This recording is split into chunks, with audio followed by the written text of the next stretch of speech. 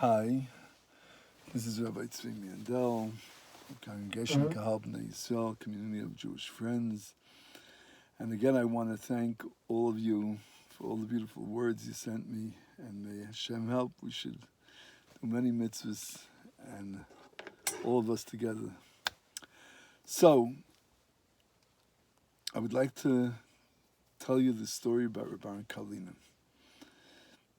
Rabban Kalina, once a woman comes into him and says to him, Rebbe, I'm a widow, I have only one child, and thank God my child is a kala, she's going to get married, and I don't have any money at all for anything, for the wedding, for the music, for anything. So the great tzaddik stands up with a smile and goes over to his drawer and takes out all the money she needs and gives it to her. She was elated, very happy.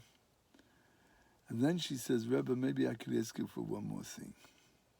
The Rebbe says, what's that? And she says that since, like I said, this is my only daughter and I'm a widow, so this poor orphan girl doesn't have a wardrobe. And I definitely don't have something that would be right for a kala, that would be befitting for a kala the night of a wedding. So maybe the Rebbe could help me with a wedding dress for my daughter. And Rabban Kalina goes to his wardrobe, to his wife's wardrobe, and looks over the dresses and gives her the most beautiful dress that belongs to the Rebbetzin. She's very happy, and he says, no, may Hashem help, it should be the right civic, and Oili Yafa Yafa, find by Yisnem Yisrael, she have a beautiful life together. And she leaves. Sometime later, the Rebbetzin got whiff of what happened, and she comes into the Rebbe and she says, Rebbe, I just want to understand this.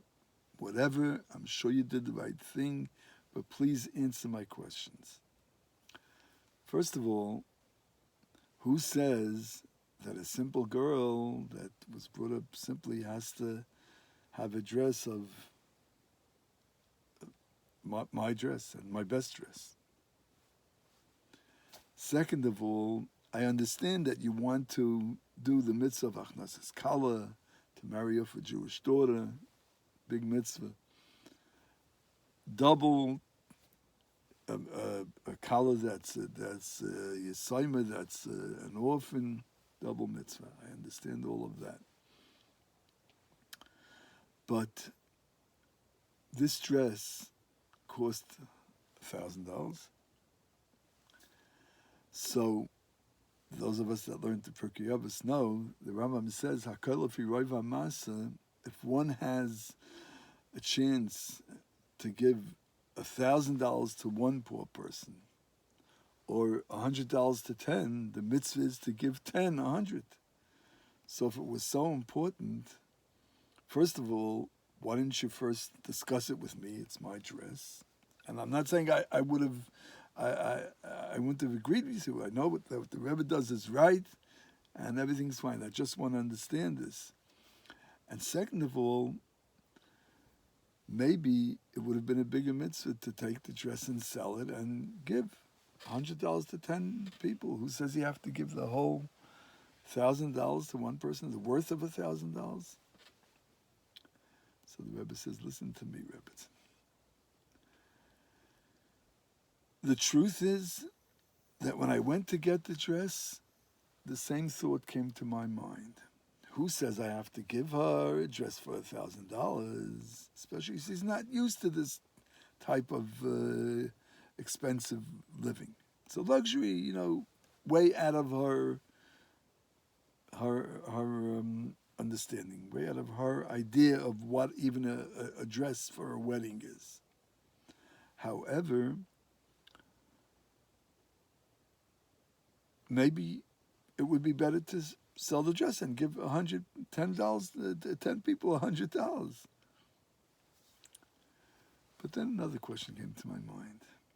why all of a sudden now, when this poor woman asks me for a dress for her daughter, do these thoughts come to my mind?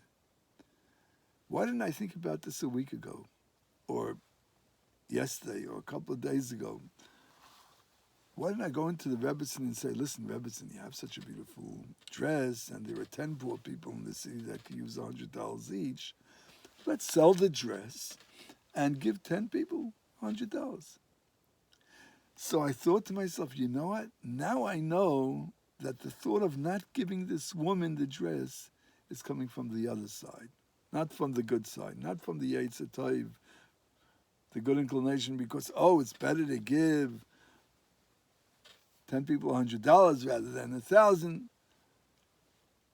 Wait a minute. Probably the right thing is to give this woman the dress. The Rebbetzin said, okay, now I understand. You've explained it to me. I consent fully. I'm overjoyed to allow this poor woman to have my best dress. Great story. Great lesson. When do we start having the questions, right? Good thing to have in mind. Next great story is about the great Ramotchla Kazmira. Ramotchla Kazmira was the son of the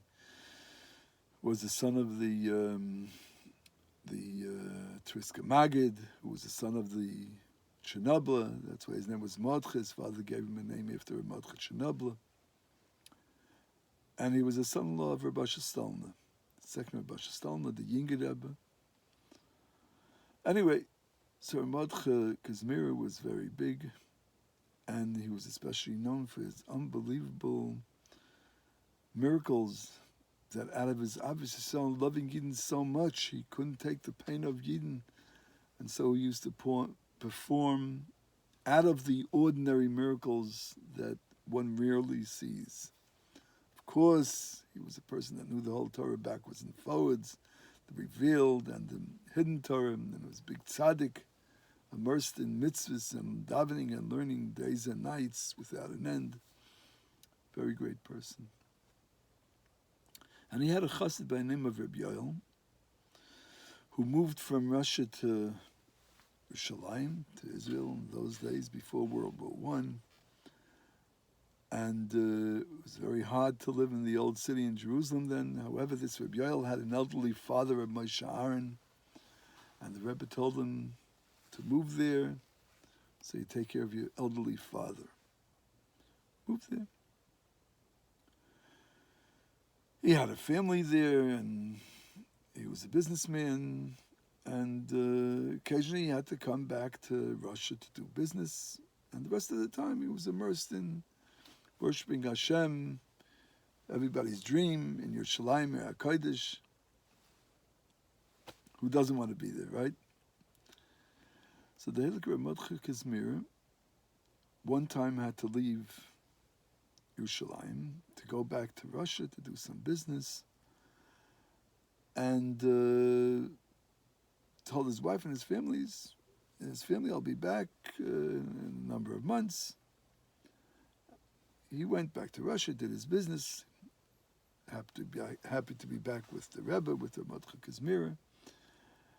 And before he was ready to leave, there were already rumors about a world war. World War I was coming upon the world, and it was not such easy times.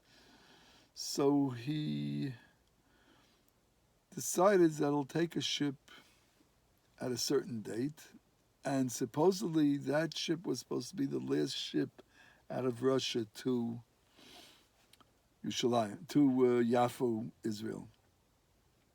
Sends a telegram to his family that I'm coming in at this and this date. Someone please pick me up. I'm going to come into the Yaffo port, and I'm coming with the last ship. And no telephones then, and telegram was the best way how to communicate.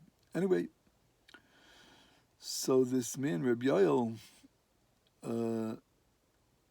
comes to the port to buy his ticket, and they tell him, okay, make sure to be on time because there won't be any more ships after this.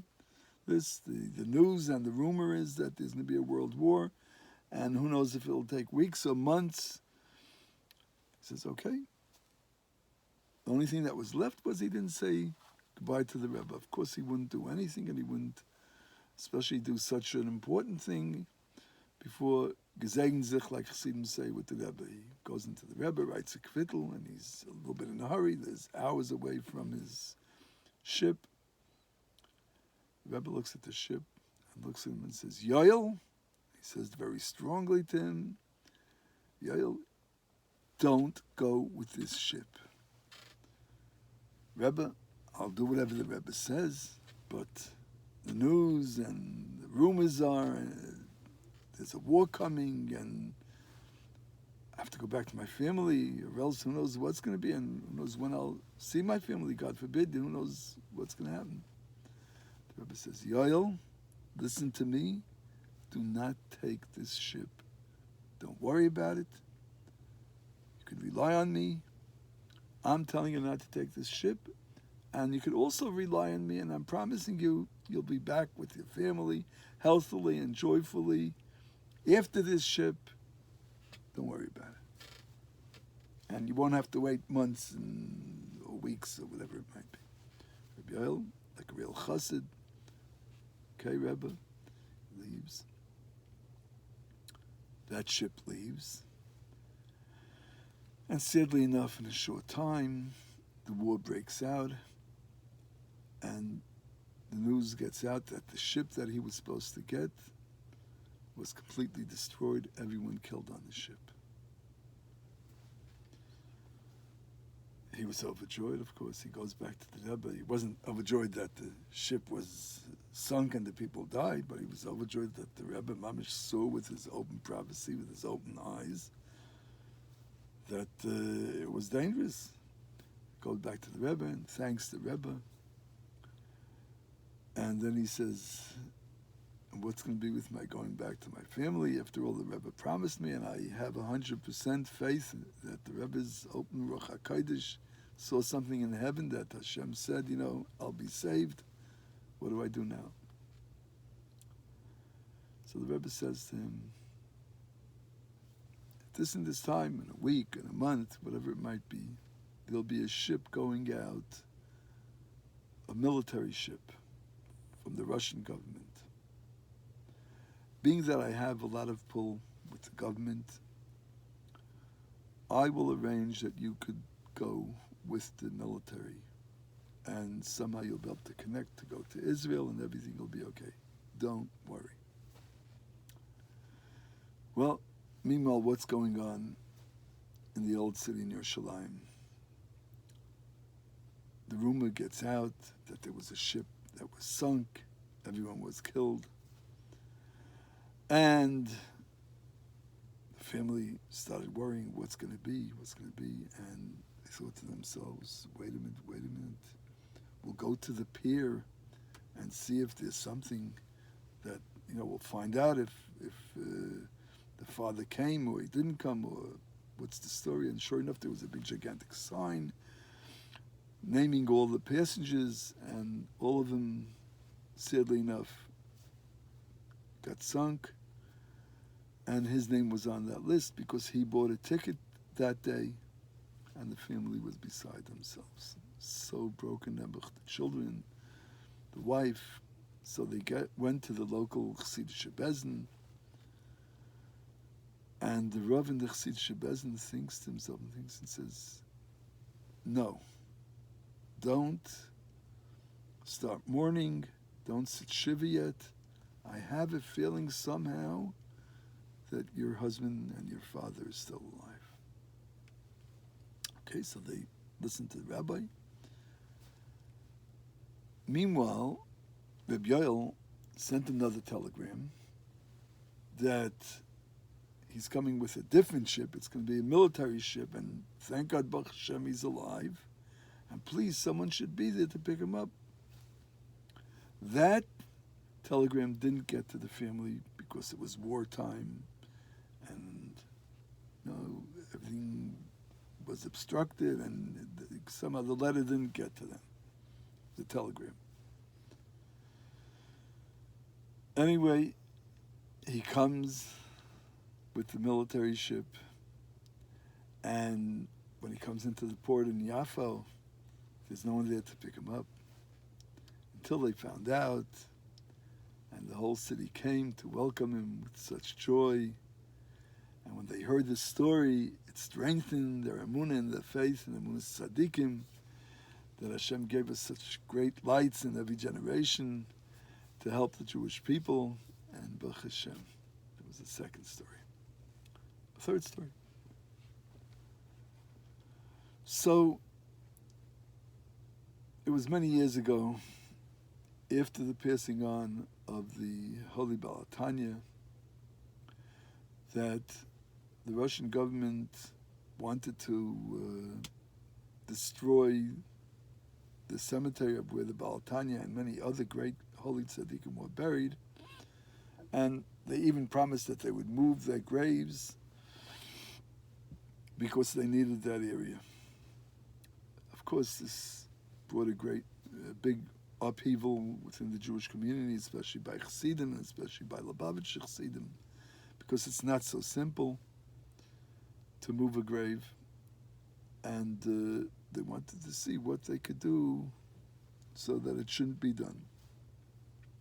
Called a big meeting of the whole community, and then another meeting of the Chassidim and the Lubavitch Chassidim, and they decided that they'll send a group to, there was a Jewish official from the government, and they said yet that he stammed from Chassidim, he came from Chassidim descent, even though he was far from everything, sadly enough. So maybe he'll help. Okay? They made special times for prayer and everything that Hashem should help, they should be successful. And this group of people went representing the community, the Chassidic community. And they started speaking to this person. He was very nice to them. He welcomed them into his office. Started telling him about the importance of Chassidic Rebbe and how his Chassidim are so dependent on him, and how in every generation Hashem gives us tzaddikim that are the lights of the generation and show us the way in every way. Plus that it's not so simple to make such an upheaval to dig up and disinterment people from their graves, especially at tzaddik. And in the Chazal it says that it could even hurt the people that do it, or the people that are involved in it, God forbid. They don't mean to curse anyone. Jews don't curse, but it does say such a thing. It's brought down. When they finish speaking, this official says to them, listen to me. I know exactly what you're talking about. I know what a Chassidic Rebbe is. And I would be more than happy to help you with this great mitzvah. I was surprised. Mitzvah, a word he knows. And everything's okay. You have nothing to worry about. It's not going to happen. I'm telling you right now, it's not going to happen. I'm more than happy to grant my brothers and sisters such a special mitzvah, and especially such a great tzaddik. Baal Tanya. But first, hear my story. I would love it if you could do me a favor and help me out of my pain. They were taken aback. This big Russian official, he's asking us, simple Yiddelach, for a favor? And they said, of course, we would love to help a brother. What's your problem? He tells them, look, you see me today.